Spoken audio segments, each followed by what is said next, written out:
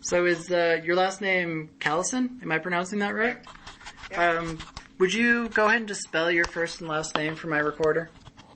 First name is Janice, Janis, although I use Jan, and Callison is Callison. And we talked a little bit before I hit record. I just want to make sure that you're consenting to do an interview. You're aware that the interview will be held for 5 years in a data bank. You signed, it looked like you signed a waiver and you sent me a PDF image, but I just want to be absolutely sure if there are any issues or questions, that you do consent to the interview and that you also consent for me recording the interview. Yes to both. Okay, thank you. Now, it's my understanding you were the former county commissioner for Hennepin County? Well, for the 6th district. So I was a Hennepin County commissioner representing the 6th district until last Monday, January 4th. How long had you been the 6th district's county commissioner? 12 years. Okay. Can you explain that a little bit? Because, I'm down further south, so we have one county commissioner for the entire county. So how is it different in Hennepin? Well, Hennepin has 1.2 million people, and it's divided into 7 districts, so each commissioner represents an equal number of about 165,000 people. So the districts are created geographically, just like a Senate district or a House district in the Congress or state legislature. And the folks of that district elect one person to represent them on the county board, and the county board is like a city council, if you will, although it doesn't have the same jurisdictional responsibilities and opportunities. So how many districts does Hennepin County have? 7. How many? 7. How do you interact with other county commissioners as the director? Because I imagine a lot of issues, go beyond District 6 and enter 7 and kind of larger county concerns. Right.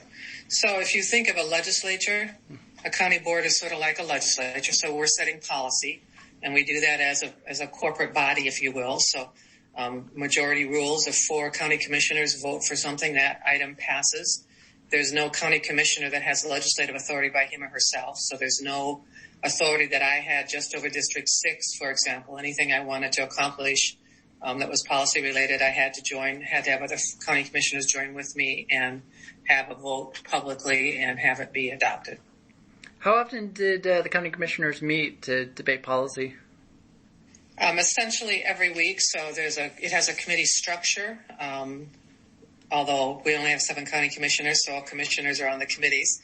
But one week there's committee, the next week there's board. So in theory, any action, if there were an action related to homelessness, for example, it should go to the appropriate committee for consideration, and the committee makes a recommendation to the county board, and the county board takes action. So the county board actually meets about every other week, but there is a meeting almost every week because the committees are meeting in the off weeks.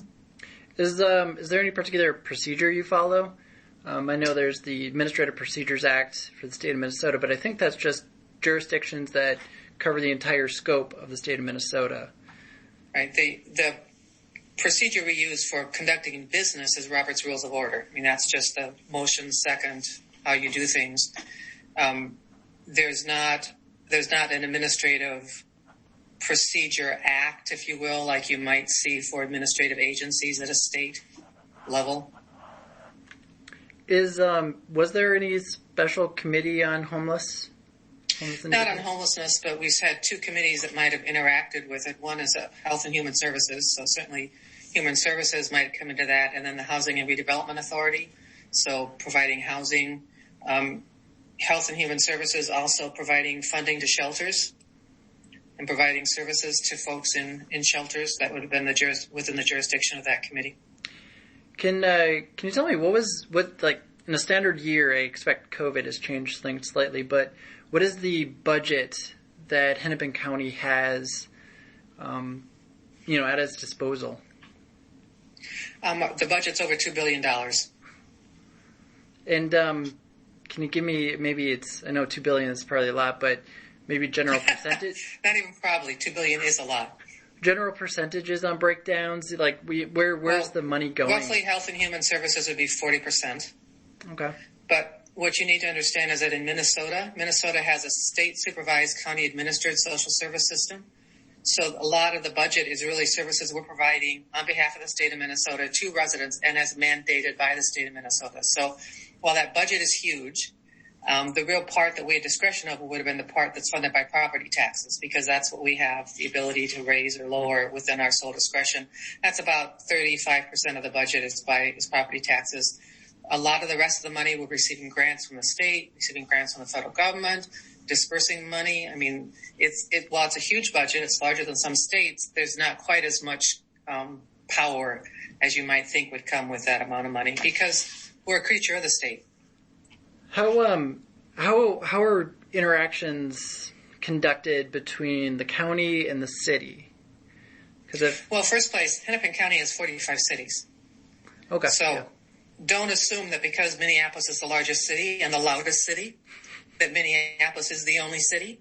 Minneapolis is about 1/3 of the county's population. 2/3 of the county does not live in Minneapolis.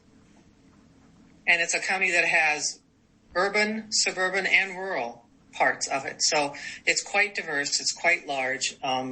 It's quite interesting from that standpoint. But people think Hennepin County, Minneapolis, and that's just a wrong assumption. I imagine the diversity must make it difficult for the commissioners to come to agreement on policies, on allocation of resources, just because you do have so many cities. And the whole system of representing a district and being geographically based is you always have a tension between what's good for the whole, what's good for the whole county, and what's good for your district, and what you need to get for your district because you represent it. So that's just inherent in our system of government where people are elected from districts. Can you tell me a little bit about the various pressures, the various interests that are at play with the commissioners? You spoke. It's inherent with any legislative process, but specifically in your time with the 6th district, what are the actors that you struggle with? What are the interests that play a dominant role in deciding policy? Well, let me start, and you can direct me if I don't answer very specifically what you're asking. So the county's portfolio, if you will, is quite large. So you're interested in homelessness and housing. It includes elections. It includes roads. It includes libraries. It includes criminal justice. It includes health services. It includes environmental services. We have a waste-to-energy facility. So there's this huge range of activities in which the county is engaged. And so there's always a tension between, do you emphasize housing? Do you emphasize roads? Do you emphasize folks who need county services and the cost? Do you emphasize those folks who don't want to pay for county services because they don't ever use the county services? You've got, again, a geographical breakdown. So my district, which had 16 cities, is a suburban district. It doesn't have any of Minneapolis in it. So you've got also that interest between what's the suburbanite see as important, what does somebody in Minneapolis see as important, and then of course you've got just diversities of people in terms of their backgrounds, their ethnicities, their political persuasion. The same sort of struggle you see in a state between the urban and the rural, you see in a big county like Hennepin, where, again, the Minneapolis delegation is not viewed as being the same part of the county. If you're in the western part of the county, where are you more rural? So if you can imagine any sort of divisions between folks, those are going to be borne out in a county like Hennepin. How engaged were your constituents during your time? Well, that's probably hard to answer because it's hard to put a number on it. People certainly watch what the county is doing, and engagement has changed over the course of the time that I've been in office. And before I was a county commissioner, I was on a city council, one of the cities in Hennepin County, for 15 years, mayor on the council for 12 years, and then 3 years as mayor, and then 12 years as a county commissioner. So in the span of 20-some years, citizen engagement has changed dramatically. It used to be that people called. Now people almost never call. Now they tend to send emails. My district was more affluent, so there were fewer people who were using county services, so there was less problem solving in terms of, I've asked for this assistance from the county, I can't get it, can you track down my case, can you figure out what's going on? That was not unusual in my district, but there were certainly districts that had a bigger mix of that because of the clientele or the residents in that district. What I would say in terms of contacts, what has changed in part is people have access to websites where somebody's put together a petition or a statement, You click, you put your name there, they send it off, they don't include your address,